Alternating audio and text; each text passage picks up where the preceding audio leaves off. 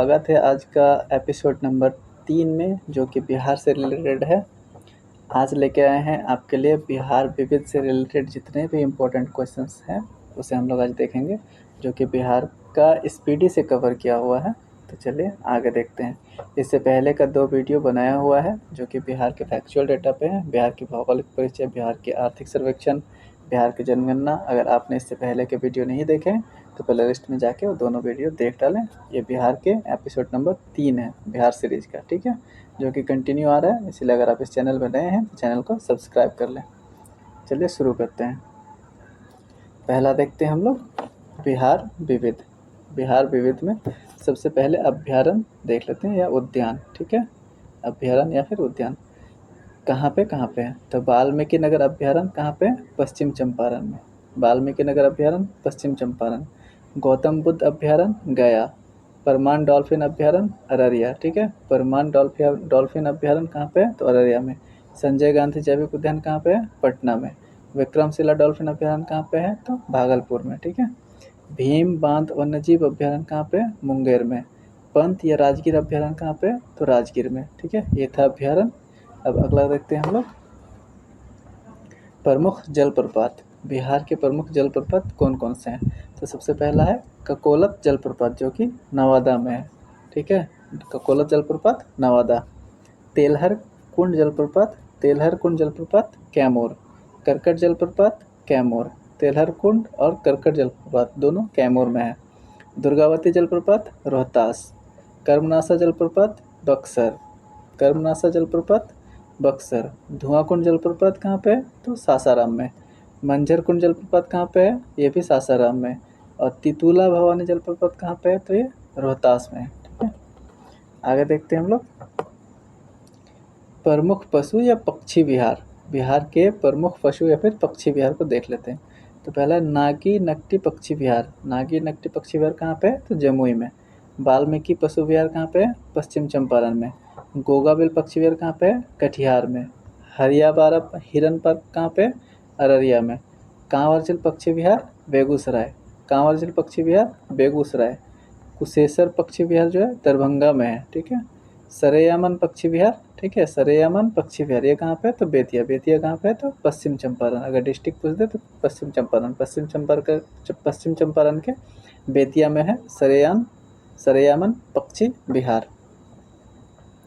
सुहियान पक्षी विहार भोजपुर। भोजपुर यानी आरा को ही भोजपुर से जाना जाता है, यानी आरा का ही मुख्यालय है भोजपुर। उधवा झील पक्षी विहार कहाँ पे है? तो साहेबगंज, ठीक है। अगला देखते हैं हम लोग प्रमुख झील। प्रमुख झील में सबसे पहला क्या है? अनुपम झील। अनुपम झील कहाँ पे है? तो कैमूर में। कांवर झील कहाँ पे है? बेगूसराय में। तेलहर झील कहाँ पे है? कैमूर में। अनुपम झील और तेलहर झील ये दोनों कहाँ पे? कैमूर में। कुशेश्वर स्थान झील कहाँ पे? दरभंगा में। गोगाबेल झील कहाँ पे? कटिहार में। कटिहार के कहाँ पे है? तो कटिहार में मनिहारी में है, ठीक है, याद रखिएगा। अगर मनिहारी दे दे तो घबराना नहीं है, कटिहार के मनिहारी में है, ठीक है, कटिहार डिस्ट्रिक्ट है। आगे देखते हैं हम लोग बारीला झील कहाँ पे? वैशाली में। सिमरी बख्तियार झील, सिमरी बख्तियारपुर झील है कहाँ पे? तो सहरसा में। चलिए अगला देखते हैं हम लोग प्रमुख गर्म जलकुंड। प्रमुख गर्म जलकुंड, ठीक है। कौन कौन सा जो है गर्म जलकुंड है उसे देख लेते हैं। तो सूर्य कुंड जो है राजगीर का, यह है गर्म जलकुंड। इसी तरह से सप्तधारा जो कि राजगीर में ही है। ब्रह्म कुंड ये भी राजगीर में ही है। गोमुख कुंड ये भी राजगीर में ही है। नानक कुंड ये भी राजगीर में ही है।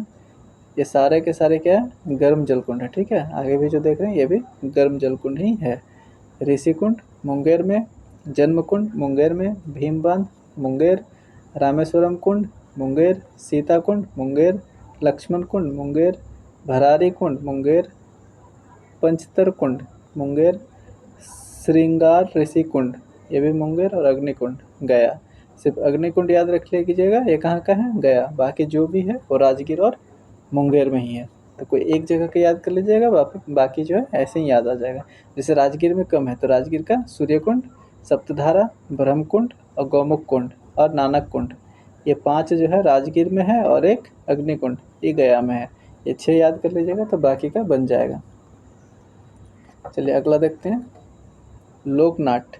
लोकनाट्य में इतना कुछ खास नहीं है, सिर्फ याद रखिएगा डोमकच और विदेशिया, जाट जटिन और समा चकेवा, ये 4 ज़्यादा पूछे जाते हैं अक्सर कि डोमकच कहाँ का लोकनाट्य है या फिर विदेशिया कहाँ का लोकनाट्य है। ठीक है, तो ये बिहार का लोकनाट्य है। ठीक है, अगला देखते हैं हम लोग चित्रकला।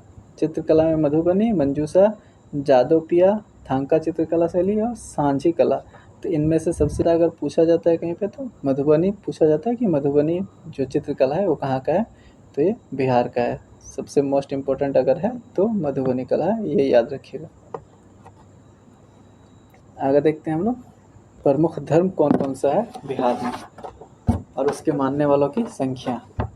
तो प्रमुख धर्म जो है सबसे पहला बिहार में हिंदू धर्म, जो कि 82.69% है। बिहार में टोटल पॉपुलेशन का 82.69% जो है हिंदू है, और मुस्लिम है 16.87 यानी 16.87% जो है मुस्लिम है बिहार में।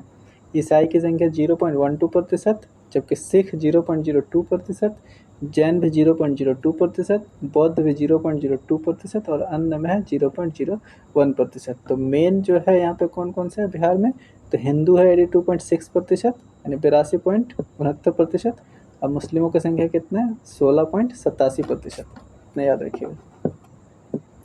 बिहार की प्रमुख नदियाँ देख लेते हैं। बिहार की प्रमुख नदियों में सबसे प्रमुख नदियाँ जो है गंगा है, जो कि बिहार को बीचों बीच से 2 भागों में डिवाइड करते हैं। उसके बाद है सोन, गंडक, बूढ़ी गंडक, कमला, बागमती, कोसी, घग्गर, घग्गर को ही घाघरा, कर्मनाशा, पुनपुन, फाल्गु, क्यूल और अजय। ये सारी नदियाँ जो है बिहार की हैं, लेकिन इनमें से अगर सबसे ज़्यादा इम्पोर्टेंट है तो ये गंगा है, जो कि बिहार को बीचों बीच 2 भागों में डिवाइड करते हैं। उसके बाद सोन, गंडक, बूढ़ी गंडक और एक कोसी। कोसी को मार्ग बदलने वाली नदी के नाम से भी जाना जाता है।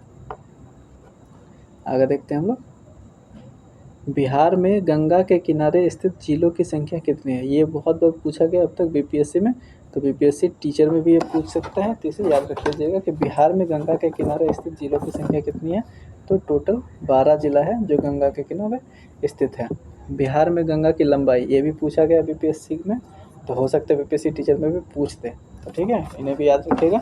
बिहार में गंगा की लंबाई कितनी है 445 किलोमीटर। सर्वाधिक कहाँ पे है, तो पटना में कितने 99 किलोमीटर। आगे देखते हैं बिहार का शोक। बिहार का शोक कोसी नदी को कहा जाता है, अपने मार्ग बदलने के लिए कुख्यात है। यानी अभी हमने कहा कि कोसी जो है अपने मार्ग बदलने के लिए भी जाना जाता है, और कोसी नदी को ही बिहार के शोक के नाम से जाना जाता है। कोसी नदी गंगा से मिलती है कहाँ पे, तो कोसी नदी गंगा से मिलती है कुर्सेला। कुर्सेला यानी कटिहार, कटिहार का एक जगह है कुर्सेला, जहाँ पे गंगा में आके मिल जाती है कोसी नदी। अगला देखते हैं हम लोग पुनपुन नदी गंगा में कहाँ मिलती है, ये भी पूछा हुआ क्वेश्चन से बीपीएससी में। तो पुनपुन नदी जो है गंगा में फतुहा के पास मिल जाती है। और पुनपुन नदी का उद्गम स्थल कौन सा है, तो पलामू जिला में है इसका उद्गम स्थल। यानी कहाँ से ये निकलती है, तो पलामू जिला। पलामू जिला कहाँ पे है, तो पलामू जिला झारखंड में। ठीक है, आगे देखते हैं हम लोग बिहार की उत्तर की ओर बहने वाली नदियाँ। यानी बिहार के उत्तर की ओर बहने वाली नदियाँ कौन कौन सी है, जो कि दक्षिण से उत्तर की ओर जाती है। ठीक है, उनमें है सोन, पुनपुन, फल्गु, सोन, पुनपुन, फल्गु, क्योल व अजय। ये नदियाँ जो है दक्षिण की ओर से उत्तर की ओर बहती है, तो इसे बिहार की उत्तर की ओर बहने वाली नदियाँ कहा जाता है। ये सभी नदियाँ है जो नेपाल से निकलती है। नहीं, ये सभी नदियाँ नेपाल से क्यों निकलेगी, ये सभी नदियाँ जो है साउथ से निकलती है। ठीक है, जो उत्तर की ओर बहती है। यहाँ पे गलत लिख दिया गया। अगला हम लोग याद रखिएगा, ये सारी नदी जो है साउथ की ओर से आती है, जो कि गंगा नदी में मिलता है। ठीक है, तो यहाँ पे गलत लिखते हैं कि जो नेपाल से निकलती है, यहाँ पे नहीं होगा, ये गलत है। ठीक है, नेपाल से नहीं निकलती ये नदियाँ दक्षिण की ओर से आती है। अगला देखते हैं हम लोग सोन नदी गंगा से मिलती है। सोन नदी गंगा से कहाँ पे मिलती है, तो पटना में, मनेर के हल्दी छपरा में। ठीक है, मनेर के हल्दी छपरा में जो है सोन नदी आके मिल जाती है। सोन नदी का उद्गम स्थल कौन सा है, तो अमरकंटक की पहाड़ी। अमरकंटक की पहाड़ी कहाँ पे है, तो मध्य प्रदेश में, वहाँ से सोन नदी का उद्गम होता है। ठीक है, बिहार की पहली नदी जोड़ परियोजना कौन सी है, तो कोसी मेची नदी जोड़ परियोजना है, जो कि बिहार की पहली नदी जोड़ योजना है। ठीक है, अगला देखते हैं हम लोग बिहार के किस कृषि जलवायु क्षेत्र में सर्वाधिक जिले हैं, तो उत्तर पश्चिम में। ठीक है, उत्तर पश्चिम में सबसे ज़्यादा जलवायु क्षेत्र में जिले कितना, कृषि जलवायु क्षेत्र में सबसे ज़्यादा जिले किधर हैं, उत्तर पश्चिम में। ठीक है। बिहार का एकमात्र राष्ट्रीय उद्यान, बिहार में ओनली वन राष्ट्रीय उद्यान है जो कि है वाल्मीकि राष्ट्रीय उद्यान। कहाँ पे, पश्चिम चंपारण में। ठीक है। अगला देखते हैं हम लोग, बिहार का अधिकांश भाग आच्छादित है किससे, तो कछारी या फिर जलोढ़ मिट्टी से जो है आच्छादित है बिहार का अधिकांश भाग। सबसे अधिक पतझड़ वाले वन क्षेत्र से घिरा जिला है, सबसे अधिक पतझड़ वाले वन क्षेत्र से घिरा हुआ जिला कौन सा है, तो पश्चिम चंपारण। चलिए आगे देखते हैं। और हाँ, अगर आप इस चैनल पर नए हैं तो प्लीज़ चैनल को सब्सक्राइब कर लें और वीडियो को लाइक कर लें। ठीक है, ताकि आपको डेली बाय डेली अपडेट मिलते रहे। मैं इसी तरह से बिहार का सारा जो है कवर करा दूंगा विथ करंट अफेयर्स। चलिए आगे देखते हैं। बिहार में 1857 के विद्रोह का नेतृत्व कौन किया था, तो बाबू कुंवर सिंह जो है 1857 के विद्रोह का नेतृत्व किया था। बाबू कुंवर सिंह कहाँ से थे, तो जगदीशपुर आरा से नेतृत्व किए थे। ठीक है, पटना में। और पटना में स्पेशली कौन थे, तो पीर अली थे। ठीक है, अगला देखते हैं हम लोग। वीर कुंवर सिंह का जन्म कहाँ हुआ था, 1977 में हुआ था भोजपुर जिले के जगदीशपुर में। ठीक है, अभी मैंने कहा ना कि एक जगदीशपुर से थे, तो जो 1857 के विद्रोह का नेतृत्व भी इन्होंने जगदीशपुर से ही किया था। ठीक है, यहाँ पे पटना नहीं होगा। अगला देखते हैं हम लोग। बाबू कुंवर सिंह की मृत्यु कब हुई थी, तो 26 अप्रैल 1858 को बाबू कुंवर सिंह की मृत्यु हो गई थी। ठीक है। चंपारण में गांधी जी को आमंत्रित किया था, चंपारण में गांधी जी को आमंत्रित किसने किया था, तो किया था राजकुमार शुक्ल ने चंपारण में गांधी जी को आमंत्रित किया था। अगला देखते हैं हम लोग। राजकुमार शुक्ल निवासी थे, ये जो राजकुमार शुक्ल थे ये कहाँ के निवासी थे, तो ये मुरली भरवा गांव के निवासी थे जो कि चंपारण जिला का है। ठीक है, चंपारण जिले का ही एक गांव है मुरली भरवा, वहीं के निवासी थे कौन, राजकुमार शुक्ल, जिन्होंने गांधी जी को आमंत्रित किया था चंपारण आने के लिए। आगे देखते हैं हम लोग। भारत में गांधी जी का प्रथम सत्याग्रह आंदोलन था, यानी गांधी जी का जो प्रथम सत्याग्रह आंदोलन था भारत में वो कौन सा था, तो चंपारण था, जो 1917 में किया गया था। ठीक है, चंपारण में गांधी जी की जान बचाया था, चंपारण में जो है गांधी जी का जान बचाया था, कौन बचाया था, बतख मियाँ गांधी जी का जान बचाया था चंपारण में। आगे देखते हैं हम लोग। चंपारण सत्याग्रह के दौरान गांधी जी पर मुकदमा चलाया गया था, कहाँ पे, तो मोतिहारी में। मोतिहारी कहाँ पे, तो पूर्वी चंपारण जिला का ही मुख्यालय है मोतिहारी। ठीक है, आगे देखते हैं हम लोग। बिहार में 3 कठिया पद्धति में कितने भाग पर नील की खेती करना अनिवार्य होता था, तो जमीन जितना होता था उसका 20 भाग करके 3 भाग में खेती करना होता था, उन्हीं को 3 कठिया पद्धति कहा जाता था। आगे देखते हैं। मगध महाजनपद की स्थापना किसने की थी, तो मगध महाजनपद की स्थापना बृहद्रथ ने की थी। प्राचीन महाजनपद मगध की प्रथम राजधानी कहाँ थी, तो मगध की प्रथम राजधानी कहाँ पर थी, राजगिरी और गिरिवर्ज, दोनों नाम से जाना जाता है, राजगिरी भी या फिर गिरिवर्ज, दोनों में से कोई भी रखेगा तो आंसर सही हो जाएगा। ठीक है, आगे देखते हैं हम लोग। राजधानी को राजगृह से पाटलिपुत्र स्थापित किया था, कौन किया था, तो उदयन ने किया था, कहाँ से, राजगृह से पाटलिपुत्र में स्थापित किया था। अगला देखते हैं।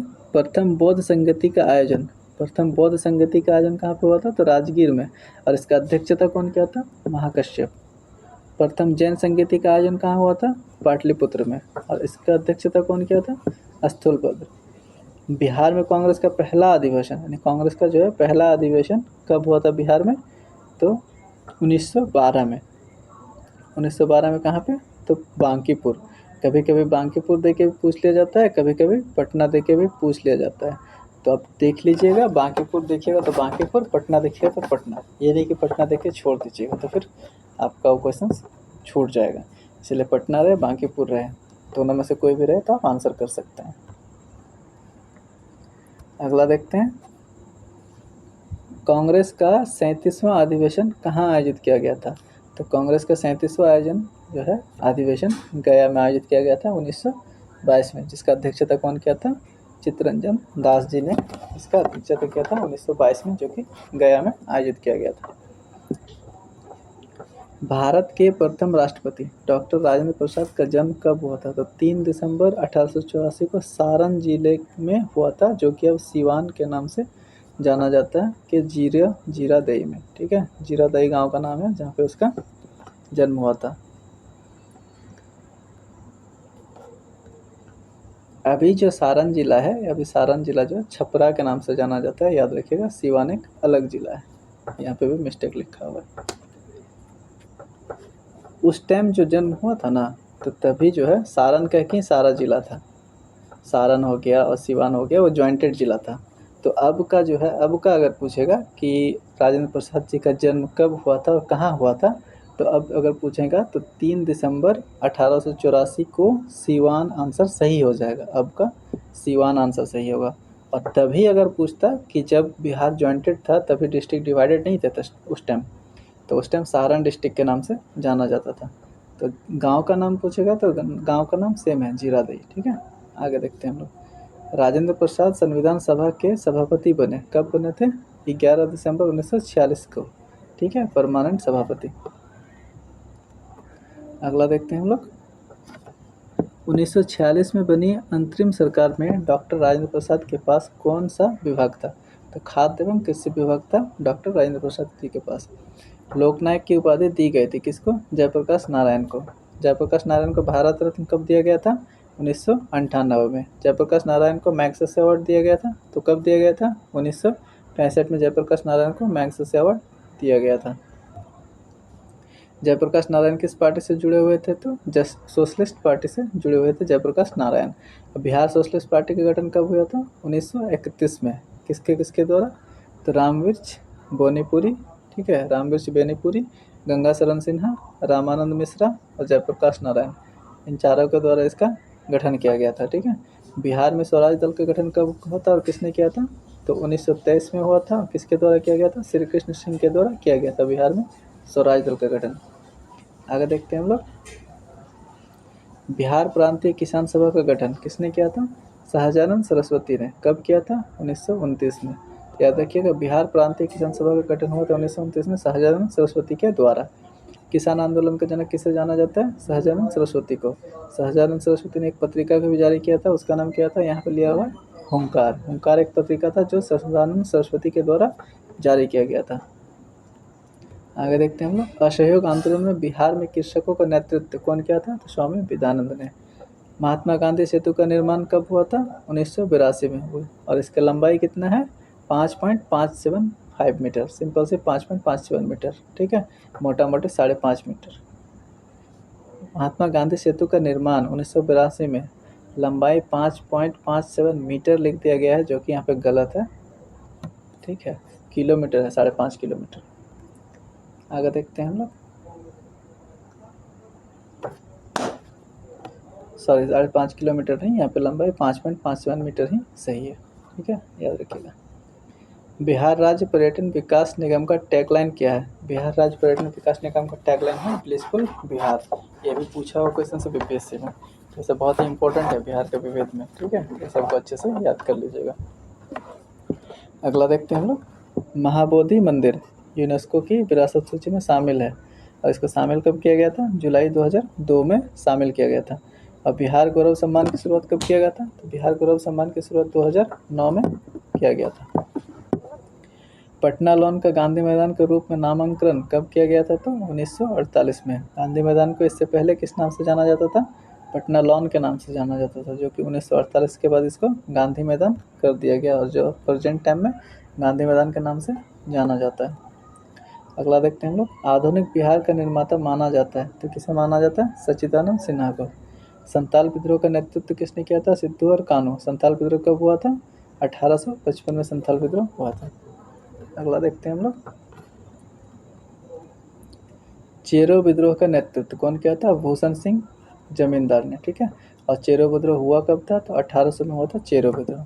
शेरशाह मकबरा स्थित है कहाँ पे? सासाराम। सासाराम कहाँ पे? रोहतास। और इसका निर्माण कब हुआ था? 1545 में। यह शेरशाह का मकबरा है, जो शेरशाह सूरी द्वारा बनाया गया था। ठीक है, आगे देखते हैं। शेरशाह सूरी द्वारा मकबरा बनवाया गया था, जो उसका खुद का मकबरा है, और यह सासाराम में। सासाराम बिहार के रोहतास जिले में। गुरु गोविंद सिंह जी का जन्म। गुरु गोविंद सिंह जी का जन्म कब हुआ था? 1666 में पटना में हुआ था। ये सिख के 10वें गुरु थे और अंतिम गुरु थे गुरु गोविंद सिंह जी। 1666 में पटना में इसका जन्म हुआ था। बिहार प्रांतीय कांग्रेस का पहला अधिवेशन कब हुआ था? 1908 में। कहाँ पे हुआ था? तो पटना में। और इसका अध्यक्ष कौन था? सैयद अली इमाम इसके अध्यक्ष थे। अगला देखते हैं हम लोग। बिहार प्रांतीय कांग्रेस का दूसरा अधिवेशन, पहला अधिवेशन 1960 में, दूसरा अधिवेशन कब हुआ था? तो 1909 में। यह अधिवेशन कहाँ पे हुआ था? भागलपुर में। और इसका अध्यक्षता किसने की थी? श्री दीप नारायण सिंह जी ने इसका अध्यक्षता किया था। बिहार में पंचायत निकायों में महिलाओं को 50% आरक्षण दिया गया है। कब से दिया गया है? 2006 से आरक्षण दिया गया 50% का। ठीक है।